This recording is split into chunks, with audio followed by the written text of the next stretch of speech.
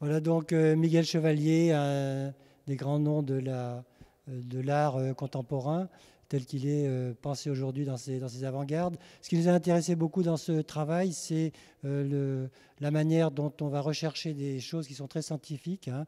À l'origine, il y a des algorithmes de croissance qui ont été mis en évidence par des spécialistes, notamment de Montpellier, qui ont montré que les plantes avaient une espèce de logique mathématique pour pousser, pour croître. Et donc, un artiste comme Miguel Chevalier a utilisé ce système-là, qu'il a mis dans ses modes génératifs artistiques. Il s'en est servi pour faire des sortes de plantes qui sont totalement artificielles, mais qui poussent avec des modes génératifs mathématiques, comme poussent les vraies plantes. Et en même temps, ça donne des résultats totalement différents. Et du coup, il est bien encore à l'articulation entre le scientifique, le biologique et le numérique, et avec des modes d'expression esthétiques qui sont absolument extraordinaires. Et c'est ça qui nous a poussé donc à faire appel à lui pour être présent dans cette exposition.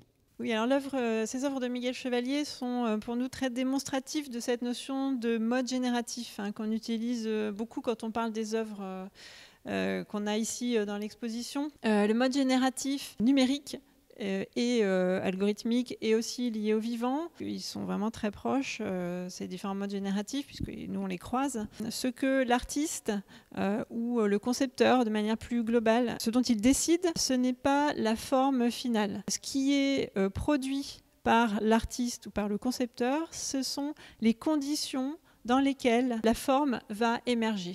Donc, ce sont des conditions notamment d'interaction entre différents composants de ce qui va être produit, que ce soit des éléments de l'œuvre, des éléments d'un tableau dynamique comme celui qu'on voit ici, ou que ce soit, si on se resitue dans le domaine de l'architecture ou de l'urbanisme, des composants d'un bâtiment, d'un quartier, d'une ville, d'un territoire. Donc ça, pour nous, c'est vraiment très important. Là aussi, ça fait écho aux travaux, bien sûr, avec les étudiants, où toute l'idée, c'est de remettre la notion de conception, la notion de démarche de projetation au centre du travail et d'aborder le bâtiment dans sa forme finale ou la ville dans sa forme finale comme un résultat et pas uniquement comme un point de départ.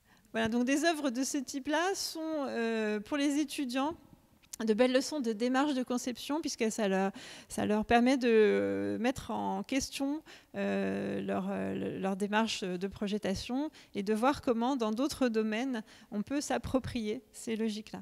Bonjour, je m'appelle Miguel Chevalier. En fait, je suis un artiste qui développe des créations dans le champ des arts plastiques depuis une quarantaine d'années avec les outils que l'on appelle numériques. L'art, c'est l'art digital. Cette exposition ici à l'école d'architecture de Val-de-Seine qui s'appelle Art écosystémique et architecture algorithmique correspond dans la mesure de mes créations, assez bien à cette thématique, puisque j'ai développé de nombreuses œuvres autour de la nature et de l'artifice, avec des logiciels créés sur mesure. Donc ces logiciels, souvent, permettent de créer des fleurs ou des plantes qui se développent, se transforment, et ensuite, quand elles meurent, elles créent des variations à l'infini. Voilà. C'est des œuvres autogénératives. Et ici, en fait, on est dans une des créations qui s'appelle Transnature, qui est la suite de plusieurs autres séries autour des surnatures, des fractal flowers ou de extranatural. Et elle a la particularité, en fait, de retravailler un peu l'idée d'arborescence.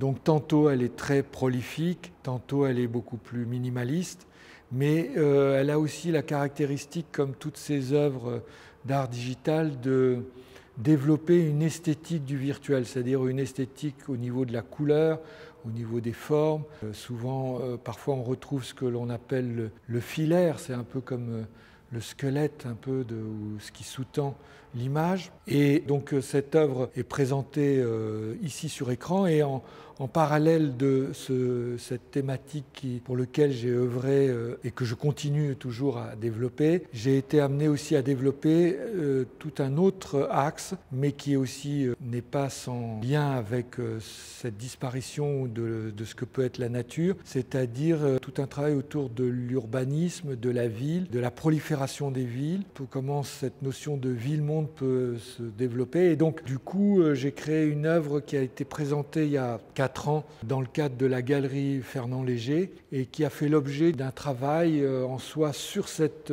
transformation de cette ville, à savoir que j'ai filmé Ivry Confluence où il y a énormément de bâtiments qui sont en destruction et j'ai superposé tout un travelling sur des architectures en devenir. Donc certaines vont se concrétiser, d'autres resteront à l'état virtuel. Mais ce qui est intéressant, c'est au fond de comment à partir de la réalité on peut transposer un nouvel imaginaire.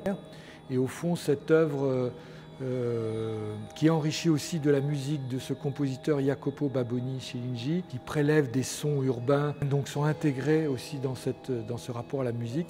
Et donc on a une œuvre au fond qui superpose la réalité et le devenir de cette ville. Voilà.